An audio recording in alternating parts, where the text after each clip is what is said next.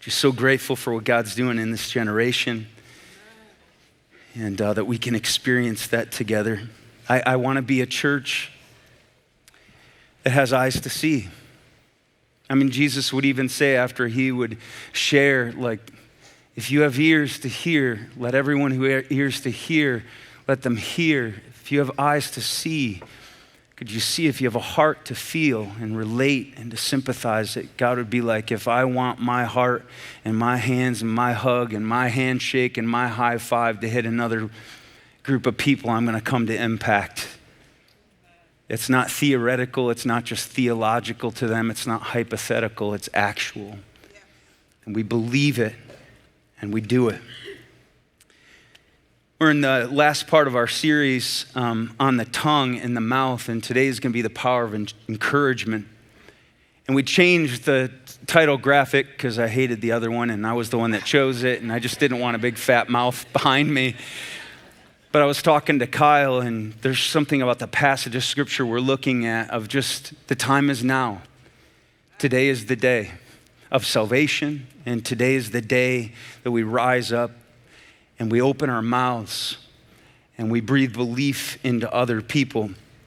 Just to keeping it real with you, the last few weeks, I haven't been sleeping well. There's been insomnia in my life, and I've been struggling just on the interior. You know, I think I come to work and I come to life and I go to games and I sit in bleachers and I go to the Y and I want to be life to people. I don't want to be bad news to people. I want to be good news to people. I don't want to drag anyone down. I want to lift them up. And so there's something in a pastor's heart that wants to be happy and helpful and hopeful. But inside of me, sometimes you give and give and give and you just give out. And you don't always know why, what you're grieving in your life or what's really going down under the surface. But I've just, I've needed courage and I've needed encouragement, and you can give it. But man, sometimes you want to receive it. And so a little over a week ago, I had a friend who has a cottage up north, and he is letting our family use the cottage. So he's like, why don't you come up and I'll show you how to turn things on and you know, what's going on. It was up in Silver Lake, and I've never been to the Silver Lake dunes. I've been to the Sleepy Bear dunes. So he's like, I want you to come up here. There's places where you can go and park the truck that I'll let you use, my Ford Raptor, up on this like knoll, and you can see the sunset at night and have a romantic night with your wife in the front cab of a Ford Raptor, which just sounded like, boy, that goes together for me. I don't know about her, but I've always wanted to make out with her in a Ford Raptor. And so he's showing us, here's the things, and the lighthouse is over here. And he's like, no, I want to take you out on the dunes to show you if you want to use the Ford Raptor, you let the air out of the tires. And I was like, oh, this will be cool. And we got out there, and he's like, no, you're driving. So I'm driving, and if you've been on it, there's this like long sand wide path that leads off into the madness of omnidirectional chaos of people flying here, there, and everywhere. It's nuts. And I'm in the cab, and he's like, hit the gas. Come on, let's goose it. Come on, let's go, let's go. So I'm like hitting the gas, and I'm going over things, and it was like just, wow, this is amazing. And my heart was like filled with adrenaline and encouragement and life. And what I didn't know is he had his mechanic drive his dune buggy over that has 800 horsepower. And this thing's legit. And I have a picture of this thing because I hopped in it right here. And I really didn't know what I was in for. I was like, cool, a bigger Ford Raptor. This is wonderful. We'll get in. Well, I knew something was wrong when he got into the driver's seat. Before he did, he put me in the passenger seat, and there was a harness up through my crotch and around and over, and it's all connecting together. And then he tightens it like we're getting ready to go to the moon in the space shuttle. And I'm like, this is scaring me to death that I have to be this secure. And then here's your helmet, and here's your goggles, and here's your headset so we can talk to each other and give each other deets as we're going down through. And I'm like, oh my goodness. And I do not know how to put this into words other than he hit the gas and we did a pop a wheelie. And we did not come down from the pop a wheelie. I felt so out of control. I wanted to go, woo-hoo-hoo, but I was going, what is happening? And he's flying through and jumping off of things up on the side of the hill, doing a wheelie on the side of the hill in some sort of a bowl thing. I literally almost soiled my drawers. It was so scary, exhilarating. I thought I was gonna die. I literally, when we began, I was like, oh my gosh, I did not tell my wife and kids goodbye and that I love them in the car. And so we got done. I was like,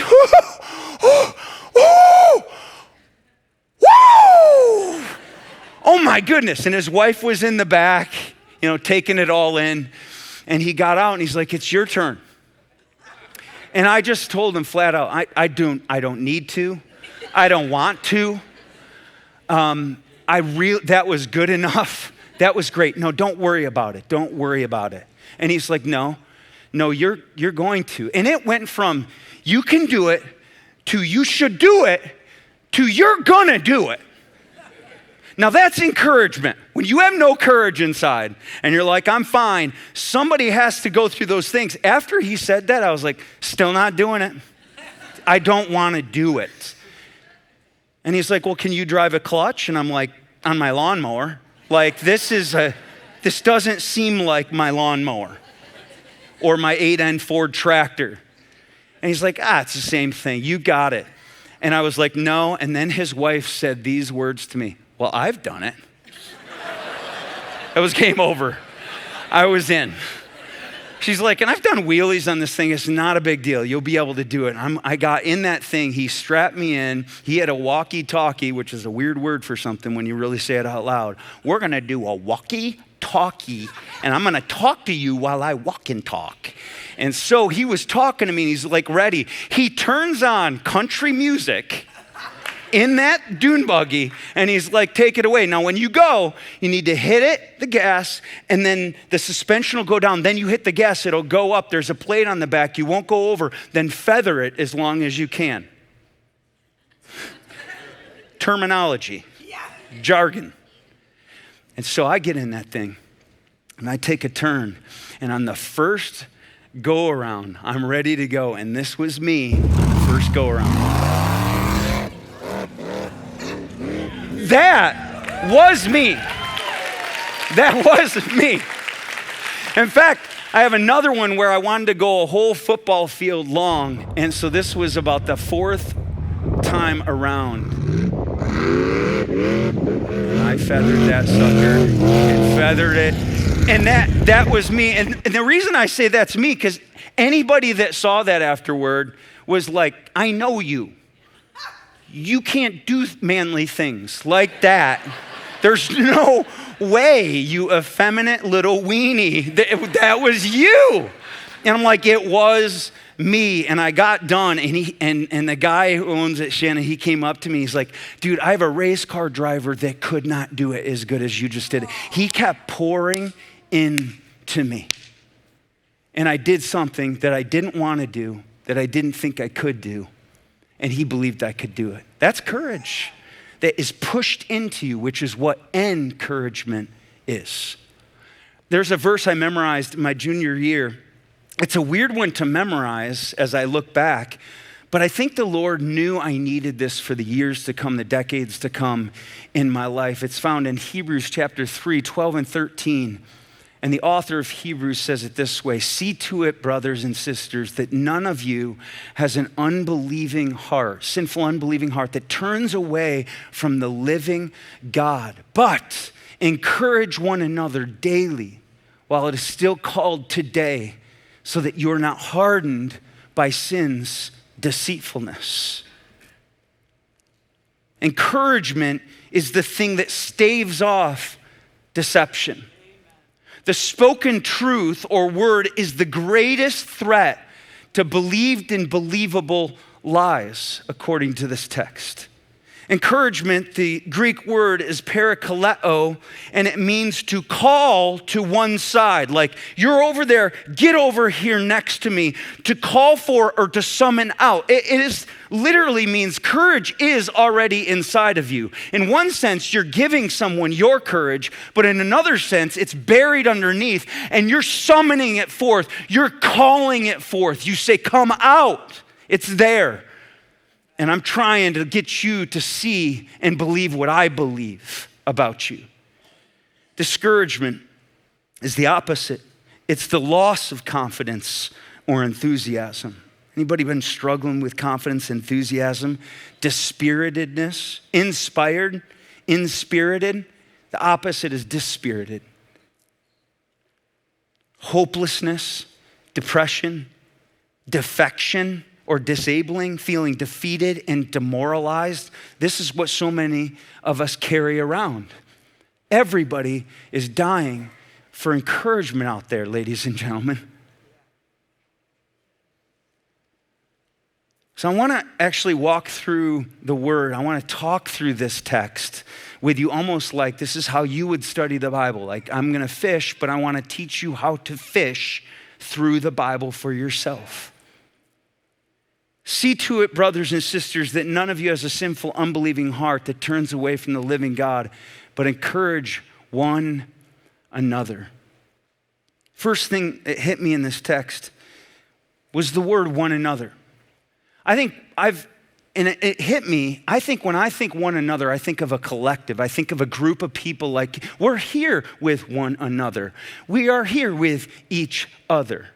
But even both of those words are singular. They're not plural. It's one to another one.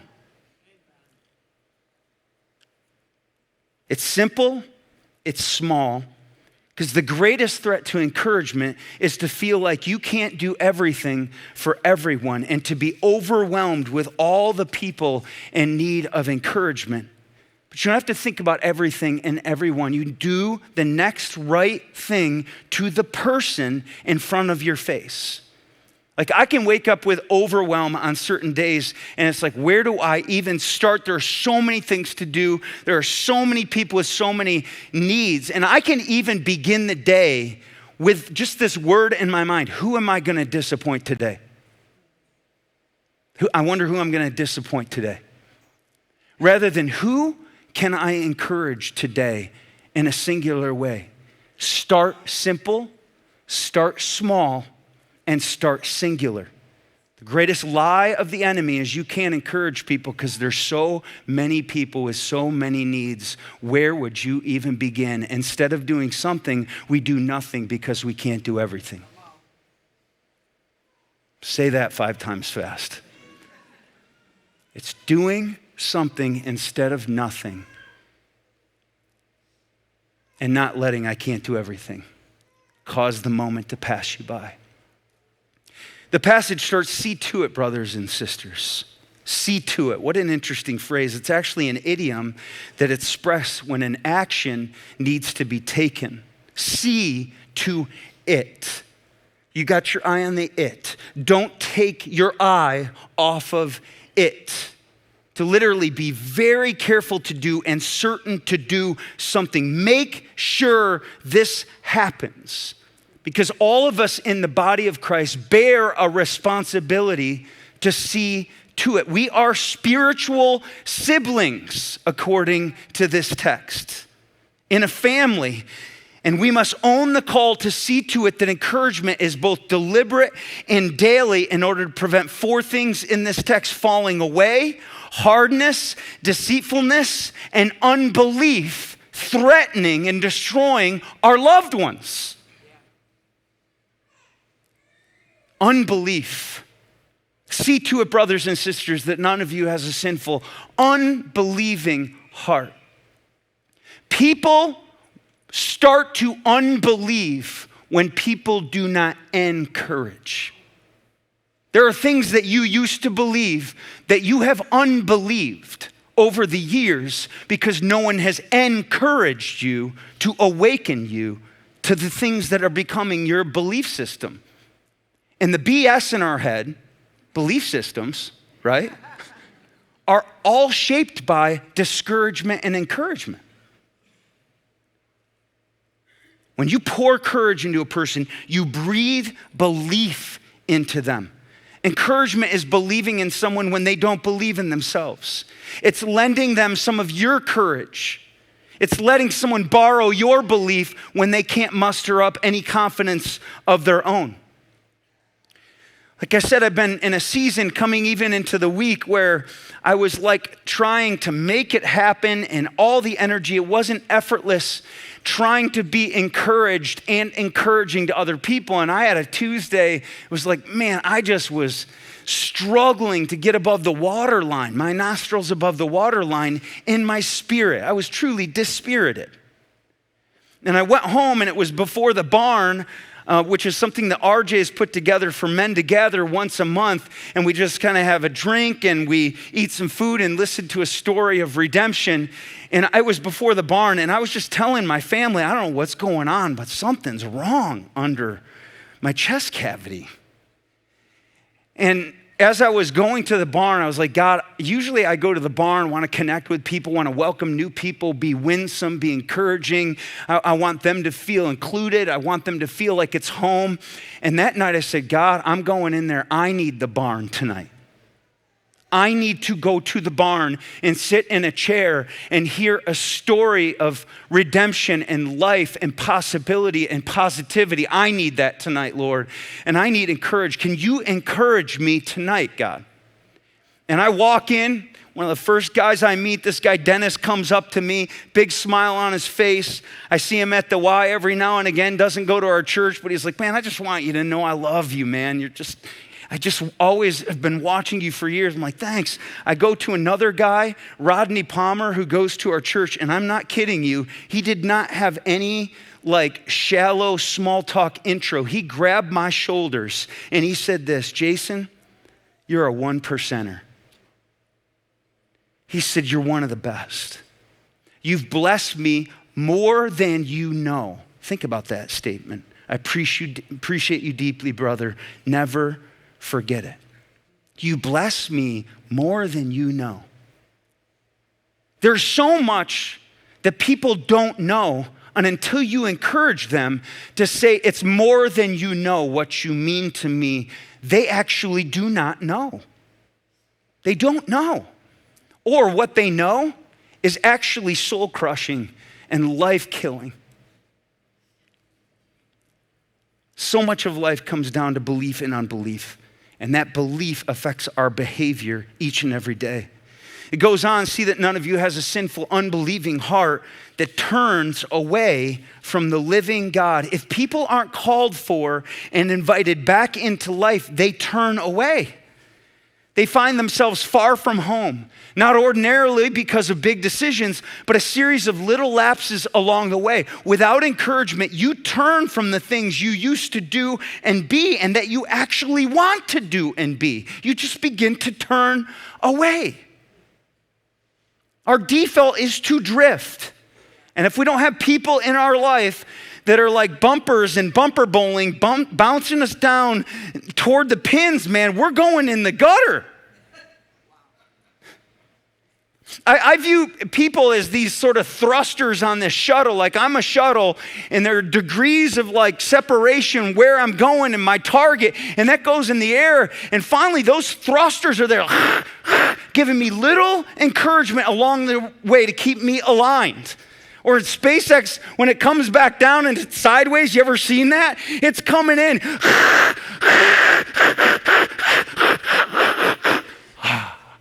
Oh, we're thrusters.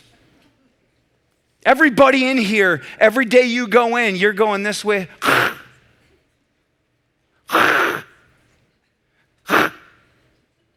My wife, she's a thruster. But like, I'm going a certain direction, and she's like, no. And to have honest people, like, what you just said is not true. You're being deceived. That may be what you feel. That may be true to what you feel, but that is not truth. And there's a way to validate someone that what they're feeling is true, but what they've actually come to believe is very untrue.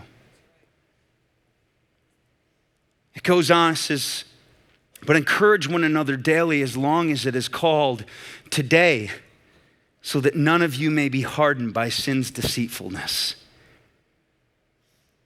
Daily, as long as it's called today.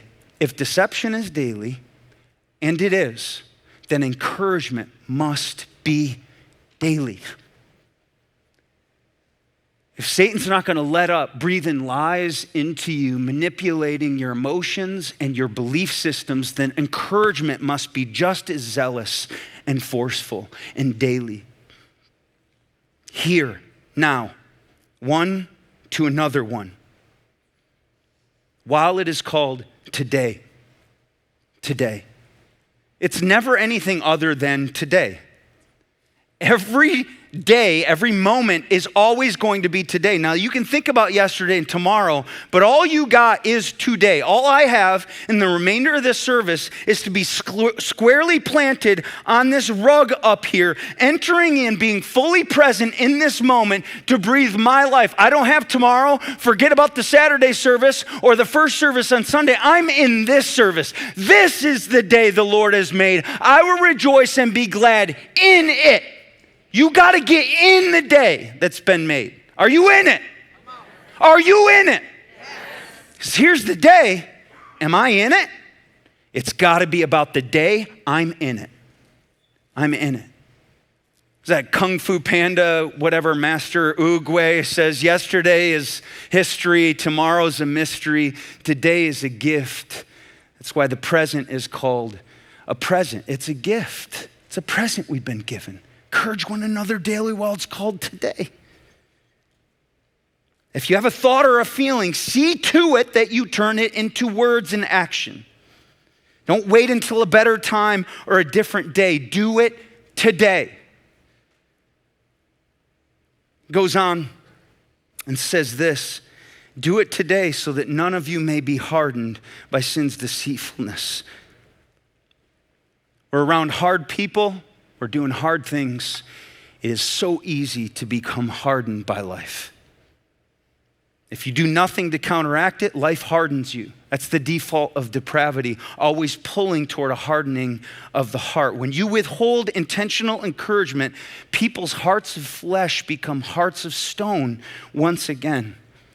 Passage came to my mind, Ezekiel 36:26, where God said this to the people, I will give you a new heart and put a new spirit in you. I will remove from you your heart of stone and give you a heart of flesh. That is the words of the greatest encourager in the world, God, to somebody. When you're encouraging, you say, I'm coming in, I'm gonna put a new spirit in you. I'm going to put a new heart inside of you in this moment, and I'm going to take out and remove that heart of stone, and I'm going to inject in you a heart of flesh. That is encouragement, guys. Encouragement reverses the curse in people's lives. When their hearts are cold and hard, encouragement removes their heart of stone and once again gives them a heart of flesh. It was Friday night, we were on the way back from a volleyball game. Lowell, actually, the guys' volleyball won the states this last weekend, which is awesome.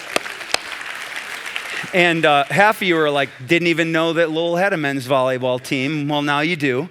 And I was on the way back from that. And sometimes when I'm in need of just encouragement, I turn the radio after 7:30 or 8 to 105.7 because there is this woman on there named Delilah. And when I think of encouragement, I think of Delilah. And she then will speak something and then we'll play some 80s music, Bryan Adams, will come on and I'm like, oh, I feel so loved. And this particular night, she was like, didn't you have a hard week? Wasn't it a long week? I know that you've had a long week, and I just want you to know that I am here with you tonight. I will spend this evening with you. Some of you are heartbroken and have gone through heartache, and I'm just here to tell you, I'm with you tonight. We're going to make it. I'm just going to spend this evening with you. And I'm like, thank you, Delilah.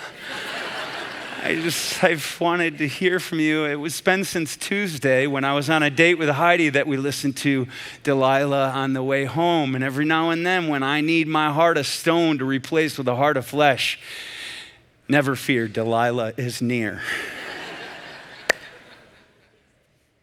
Delilah. Goes on that you may not be hardened by sin's And boy, do I hate this word. Deceitfulness. Lies.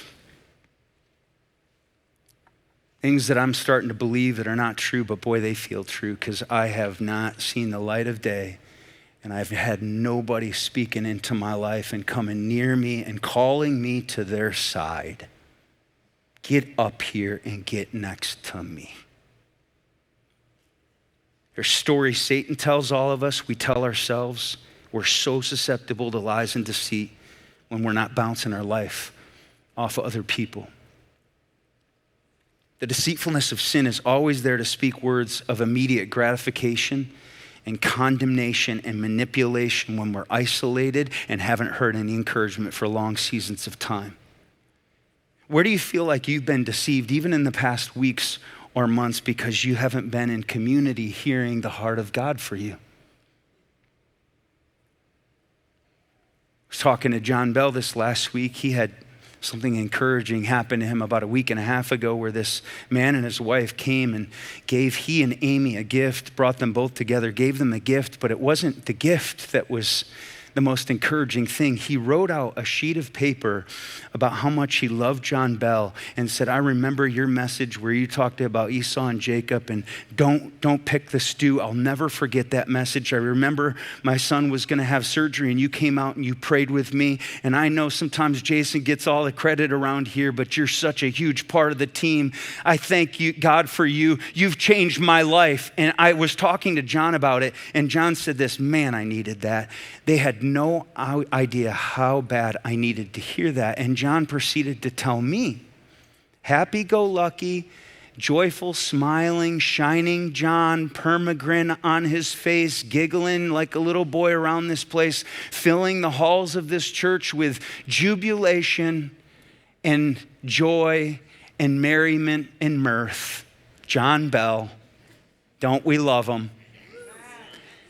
John says to me, I feel like the last 3 months, I've been doing things, but I'm not doing anything well. And I needed to hear that. He said, I have been praying, God, give me a win. I need a win so bad.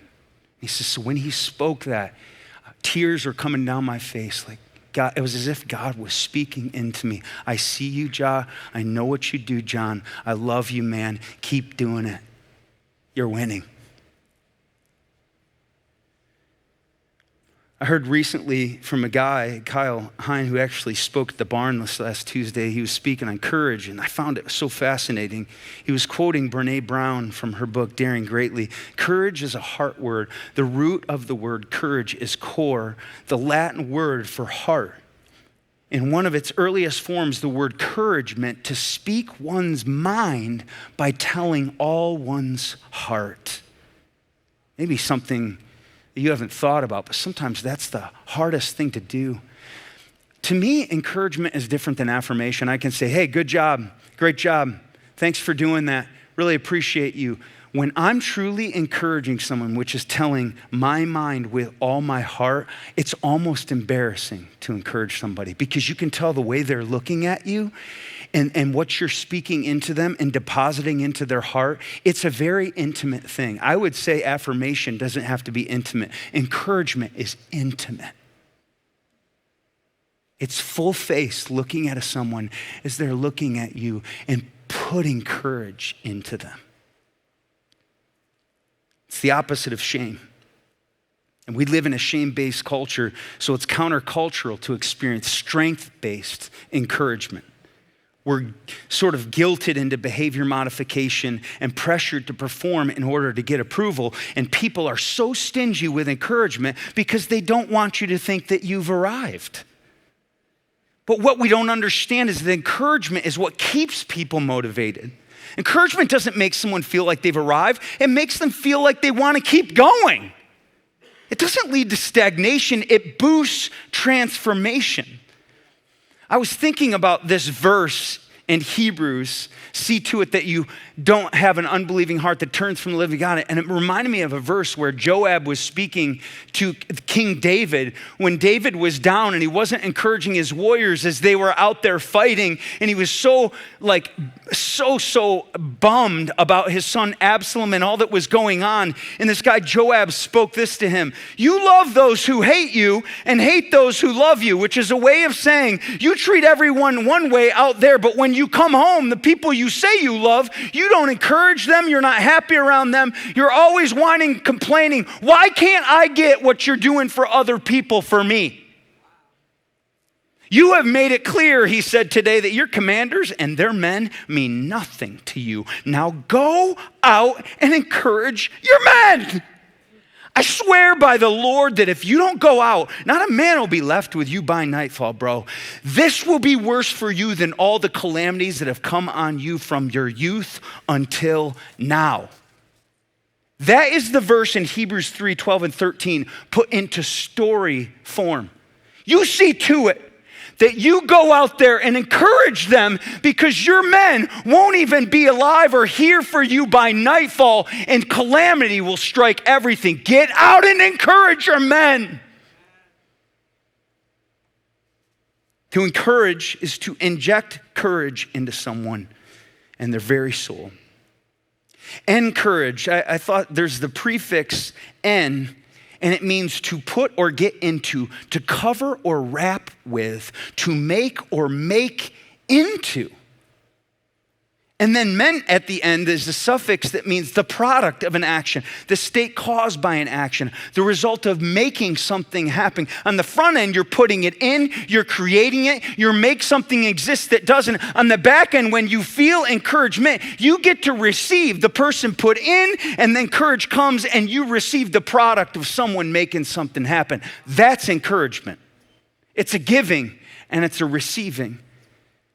The fruits of the Spirit, all great virtues: joy, peace, love, long-suffering, gentleness, patience, kindness, self-control, all these things. But if you turn these into something you put into someone, love is to enrapture them, to endear them. Peace is to encounter people, to encompass them. Patience, endure people, ensure people, enliven people with kindness, enamor them. Goodness is to ennoble and enhance them. Faithfulness, endorse them, entrust them because of their faithfulness. Gentleness is to enfold them and ensoul them, and self-control, enable them, engage them.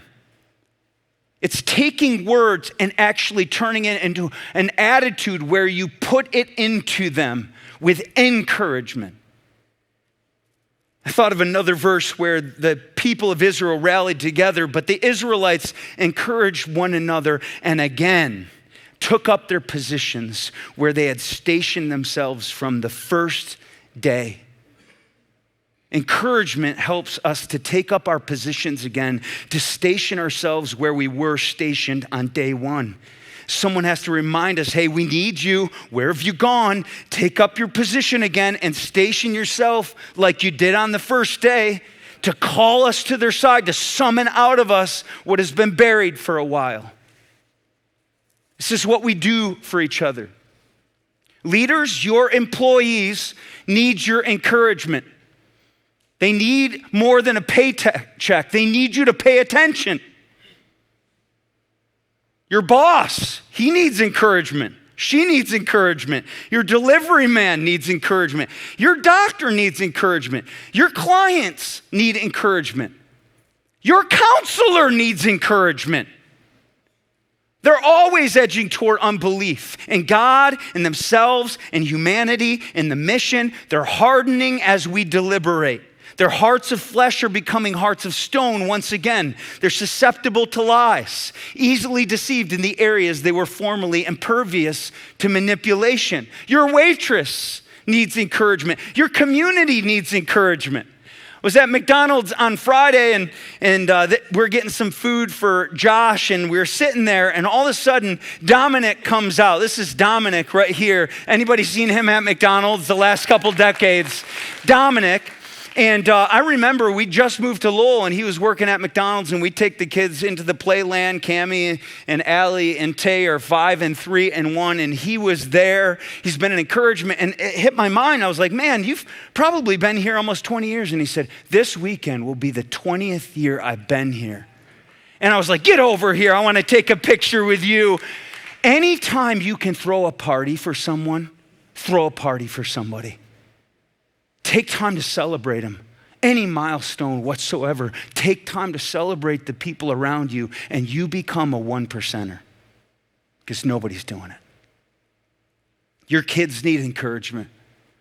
Your parents need encouragement. Big time.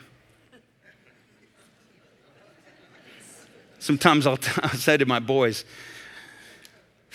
you're killing me, Smalls, right? Your friends need encouragement. You need encouragement. Nobody's getting the encouragement that they need. Jordan Peterson said in a podcast I was listening to last week, so many people are dying for a basic lack of encouragement. Men need words of appreciation. Women need words of affirmation. Husbands need word of esteem. Wives need words of admiration, words of commendation rather than condemnation. We're dying for words of life. And many of us feel, does anyone know or care what I'm doing? Does anyone see it or appreciate it? Does it really matter? What difference does it make? Am I wasting my time? Am I a waste of time and space and breath and being?